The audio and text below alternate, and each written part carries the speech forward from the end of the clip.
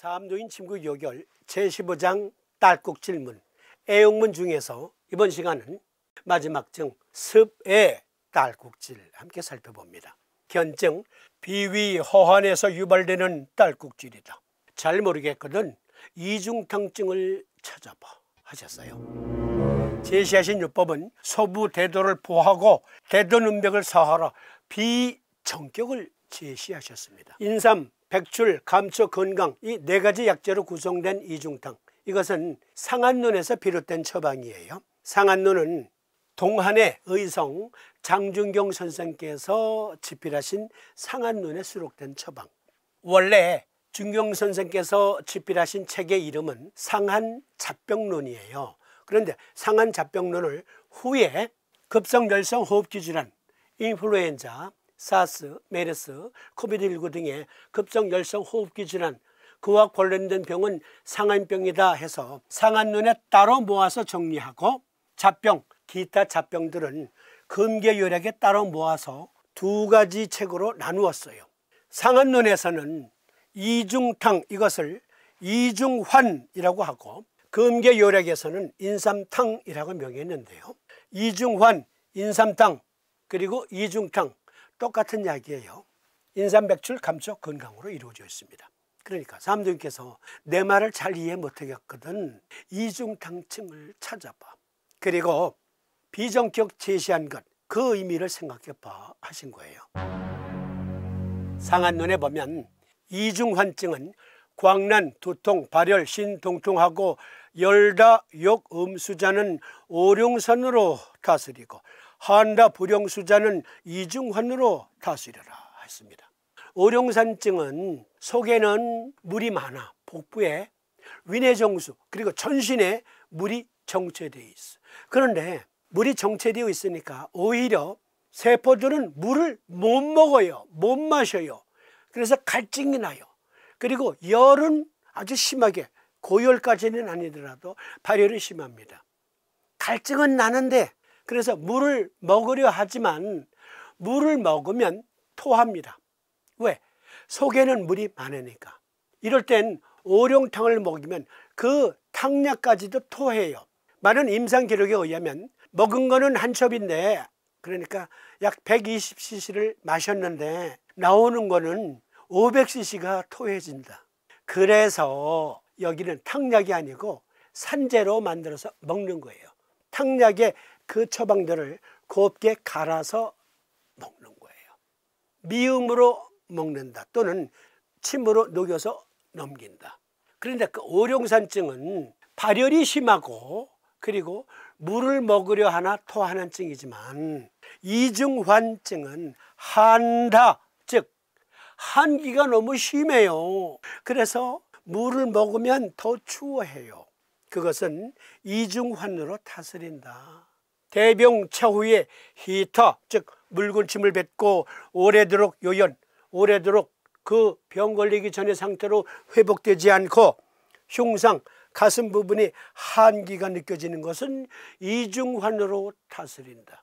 복냉, 전신의 냉증이에요. 이때는 오래도록 치료해야 되니까 이중환으로 먹여라.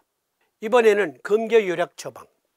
금계요략 인삼탕증, 흉비, 가슴이 답답하고 아파요. 심중비기, 심중이 답답하고 불안하고 초조하고 기결제흉이라, 기결제흉이라, 기가 결해 있어. 기가 막혀 있는 상태가 가슴 한가운데 맺혀서 흩어지질 않아. 흉만, 흉곽이 뭐가 꽉 찬 느낌이야. 그것은 협하 역장심이니 인삼탕으로 다스려라. 협하에 기가 막혀 있는 증이니 창만증이니 인삼탕으로 다스려라. 인삼탕증, 이중탕증의 주증, 혈색이 창백하고 신체가 쇠약하고 복증은 연약하고 복부를 만져보면 차, 그리고 복근이 말랑말랑 연약해. 수족은 냉하고 오줌은 오줌량은 많은데 오줌 색깔이 희박한 색깔, 그리고 설수변, 즉 혀를 보면 물기가 촉촉하게 적셔져 있어요.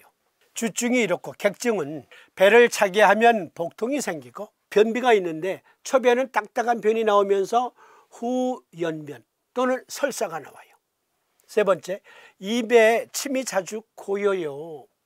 그리고 소식, 식사량이 적고 감미 단 것과 따뜻한 물을 좋아해요. 수족은 냉하고, 수족이 냉한데 잠에 들 때 계속 손발이 이불을 덮고 있어도 따뜻해지질 않아. 그러면 잠을 잘 못 이룬다. 구갈은 없다. 두통이 있는데 이때 두통은 냉두통이에요. 그리고 발열이 있는데 이때의 발열은 허열. 그러니까 한마디로 말해서 복냉과 함께 쟁증이에요. 그럴 때 삼두인께서는 이중탕 먹이는 것과 비정격을 넣는 것이 같으니 비정격을 적용할지어다 라고 말씀하신 거예요. 비정격을 넣으면 비위가 약한 것이 회복이 돼요. 비위가 왜 약해요?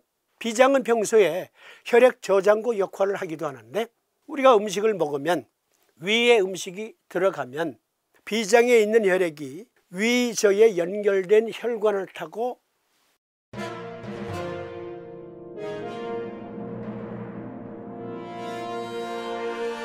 위장을 풍선처럼 부풀리잖아요. 그러면 위에 연력이 생겨서 수축, 팽창, 수축, 팽창 그 힘으로 맷돌질을 하지요. 그런데 비장이 혈액을 위저로 보내주질 못해. 이것을 가리켜 동의학에서는 비위헌행, 비위허약이라고 말한 거예요. 비가 약하면 위는 저절로 약해지는 거예요. 저 사람은 위는 강한데 비가 약해 이런 말 없어요. 비위허약 같이 오는 겁니다. 비장이 제 기능을 발휘하지 못하면 이렇게 우리 몸 중심에서 연력을 조성하지 못해요. 여러분 중에 이런 경험하신 적 있으실 거예요. 평소에 12시에서 1시 사이에 점심 식사를 하셔요. 그런데 그날따라 회사에 일이 많네. 아침에 보통 집에서 7시에 나와서 적어도 9시까지는 회사에 출근하는데 그날은 6시에 나왔어. 밥도 안 먹고. 그리고 주어진 일을 열 하다가 점심시간에 동료들은 아니 밥 먹으러 안 가? 아니야 나 이거 마저 끝내고.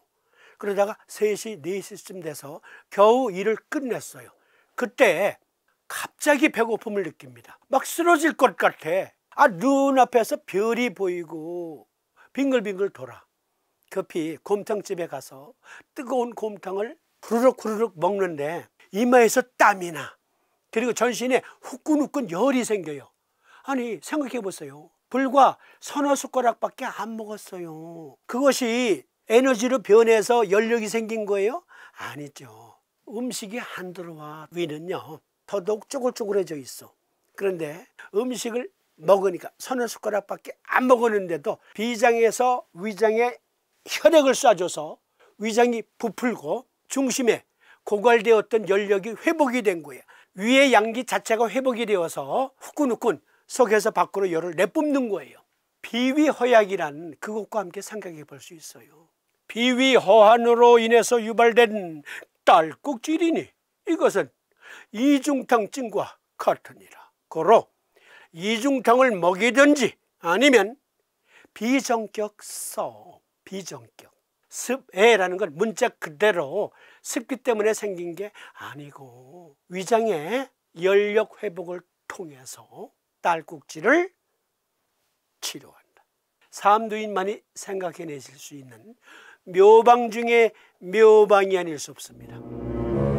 네, 그러면 이것으로 제15장 애용문 마치고 다음 시간에는 제14장 열경문 함께 토론하는데요. 이것은 암과 관련된 징후를 논한 거예요. 암. 열경문에는 몇 가지 안 나옵니다만 기왕에 암과 관련된 열경문이니까 암의 원인과 함께 아주 상세히 분석해 보는 시간 다음 시간에 이어드립니다. 시청해 주시면 감사드립니다. 고맙습니다.